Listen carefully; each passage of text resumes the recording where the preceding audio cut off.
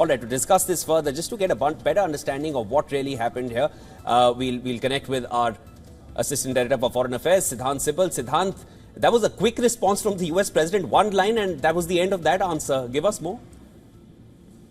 Well, essentially, the US President dubbed the question, a direct question on how the United States continues to rely on Russia for resources at a time when he has been doubling down on India, lashing at India, saying that India is fueling the war in Ukraine, India is importing the energy from Russia.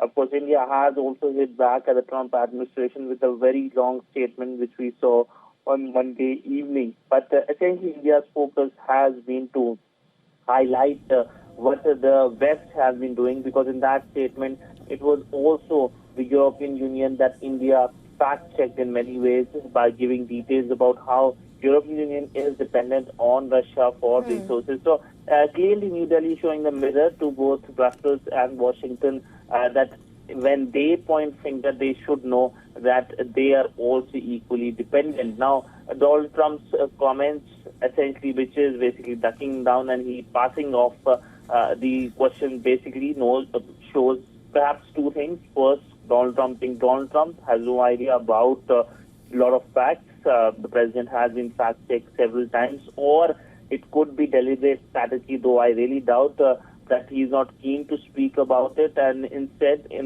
he is keen to lash on India. In fact, yesterday in the social media post, he clearly said that in 24 hours he's going to raise the tariffs substantially on India. So it's a matter of few hours that there could be an announcement.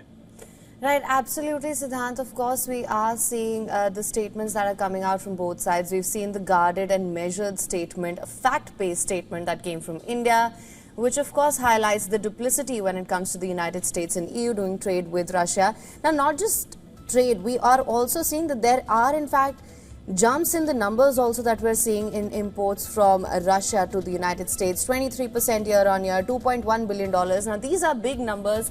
And of course, from Trump's side, he seems to be unaware of any such dealings with. He's claiming to be. At least that's what he's claiming right now. That being said, do you think effective diplomacy can yield favorable results for India in the days to come? Well, with Donald Trump, I think diplomacy can be a little difficult word, because essentially we know that India is always keen to use the diplomatic conversations, but Donald Trump has made it clear that he's not interested in that. Almost over 35 times he has claimed his involvement in the India-Pakistan understanding, the ceasefire understanding of May. India, of course, has several times, including the Indian Prime Minister in the Parliament, also really fact-checking what Donald Trump has been saying. So in this case, it looks like the motives are very different for the continuous badgering of India by Donald Trump. So it could be something very different as well. He, of course, is also in the Nobel Peace Prize race as well. So when it comes to diplomacy, right now, I do not feel very optimistic that any diplomacy with Donald Trump will work, but only time will tell. All right, Siddhant, thanks so much for getting us the latest. And it just goes to show how tactfully India responded to Trump's attempted badgering of India through social media for importing oil from Russia. One question back to Trump, and he had to duck that one, going past it within a one-line answer. That was Siddhant Sibal getting us the latest. We will be tracking what's coming next between the India and US very closely.